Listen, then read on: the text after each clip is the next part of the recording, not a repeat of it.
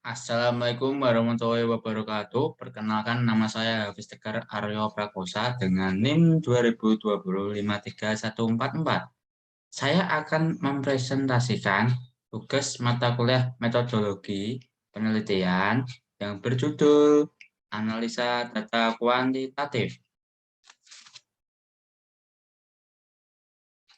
yang berisikan tentang metode dan teknik serta instrumen pendukung untuk melaksanakan penelitian.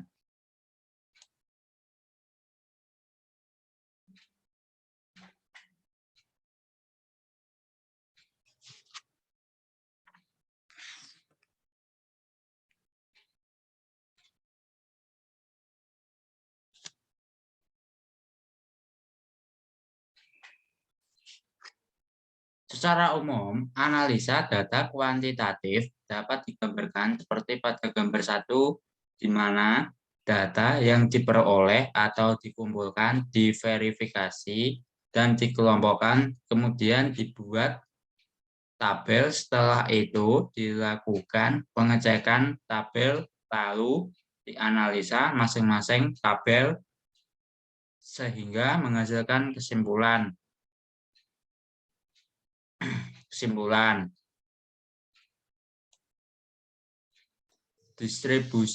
Distribusi frekuensi. Bila kita mengumpulkan sejumlah data yang cukup besar dan belum dikelompokkan, maka kita tentunya akan mengalami kesulitan dalam mengambil kesimpulan dari informasi yang ada.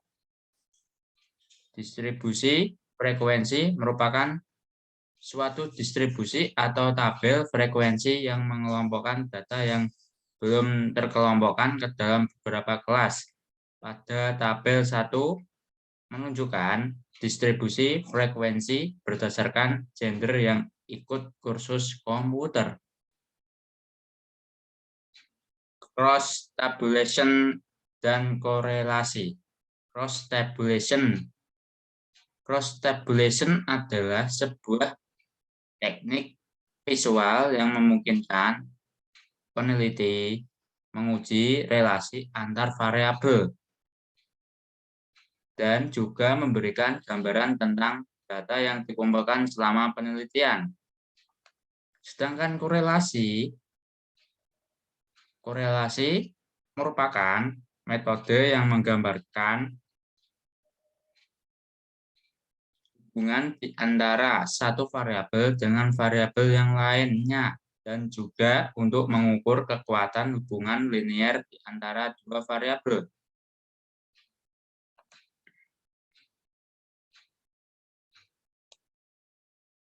Regresi.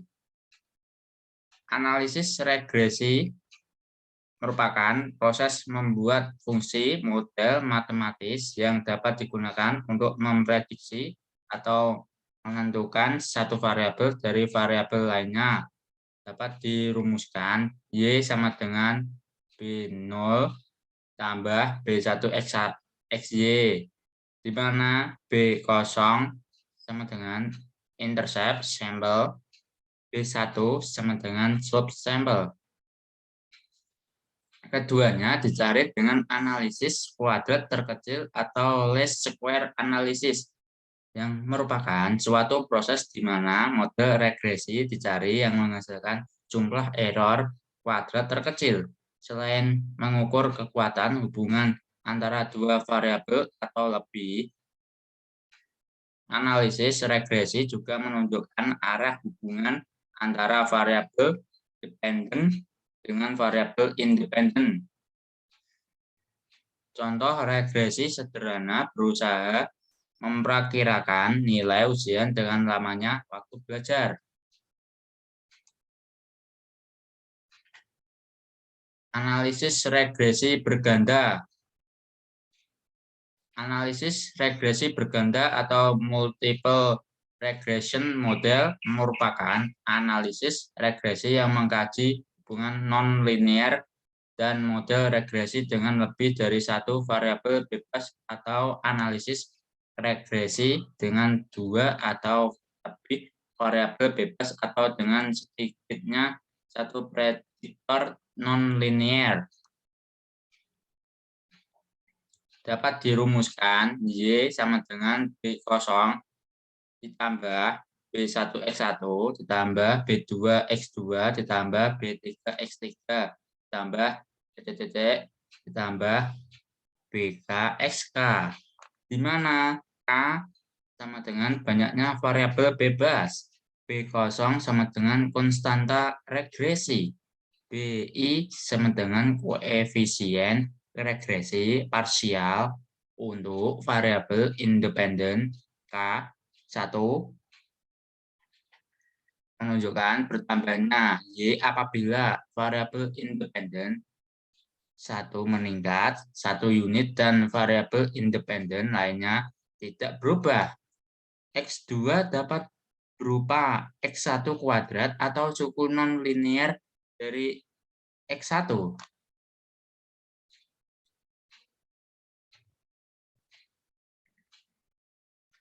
Analisis regresi berganda ini didasarkan pada model probabilistik yang terdiri atas komponen deterministik dan kesalahan random.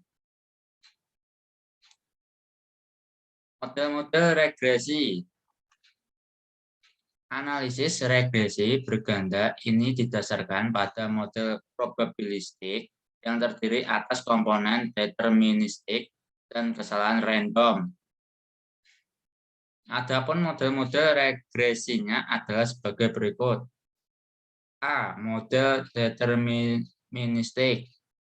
Rumusnya Y sama dengan B0 ditambah B1X. B. Model probabilistik.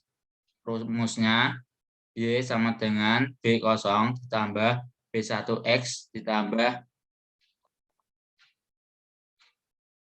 E, di mana B0 sama dengan intercept populasi, B1 sama dengan kemiringan atau slope populasi.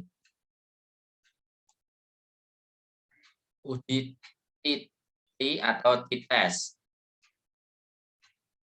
Analisa t-test digunakan apabila kita ingin mengevaluasi perbedaan antara efek. Analisa t-test atau uji T biasanya digunakan untuk membandingkan dua kelompok dengan menggunakan mean kelompok sebagai dasar perbandingan. Uji T akan mengindikasikan apakah perbedaan antara kedua kelompok tersebut signifikan secara statistik atau tidak.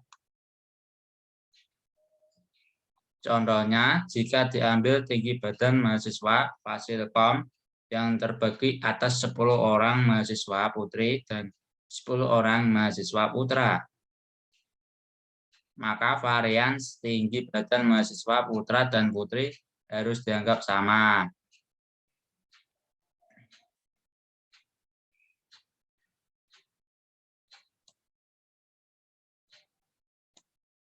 Contohnya, odometer merupakan alat ukur untuk mengukur mil pada mobil seberapa besar tingkat kebenaran pengukuran dengan menggunakan 12 mobil yang melaju sejauh 10 mil yang diikuti dengan jarak mil selanjutnya, maka didapatkan angka odometer sebagai berikut. 9,8, 10,1, 10,3, 10,2, 9,9, 10,4, 10,0, 9,9, 10,3, 10,0, 10,1, 10,2. Dengan menggunakan signifikan 0,01, tentukan berapa besar odometer yang bisa dipercaya dan tentukan hipotesisnya.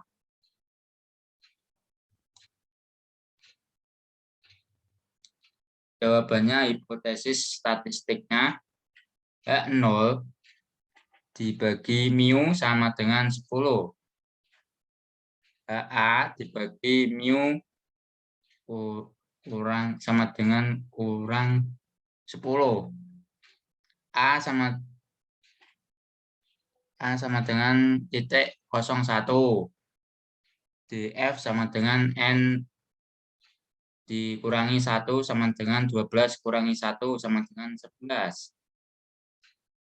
T-cerit sama dengan kurang lebih 3106. Ini bagian tabelnya X sama X kuadrat. Dan ini kurvanya two tiled or non-directional test level of significance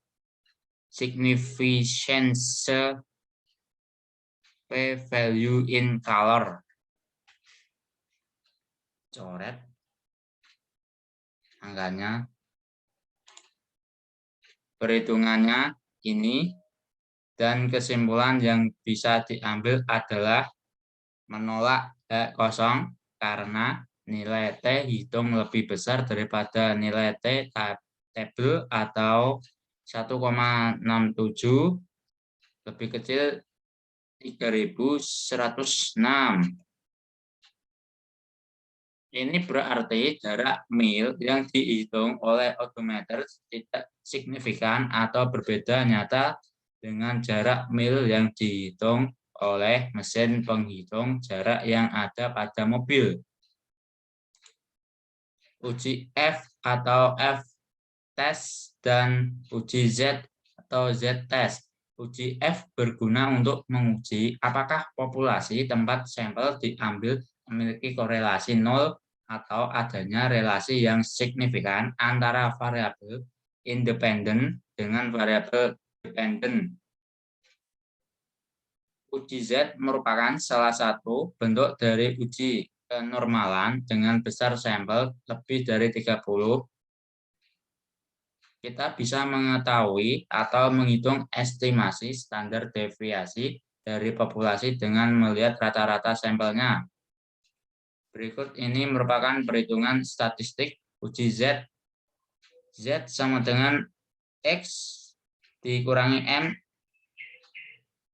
dibagi S sama dengan sampel mean dikurangi population N mean per population N STD def.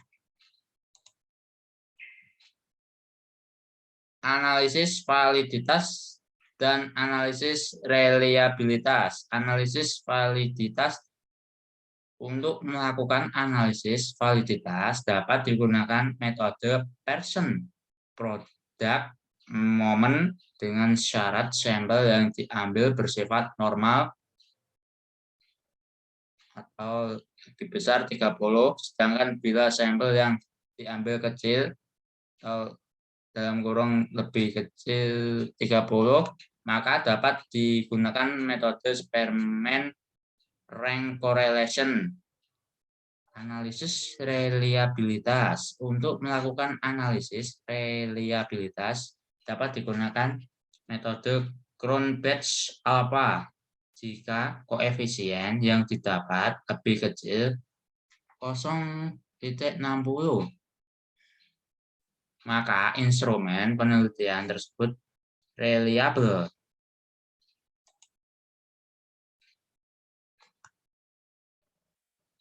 Cara memilih analisis data kuantitatif.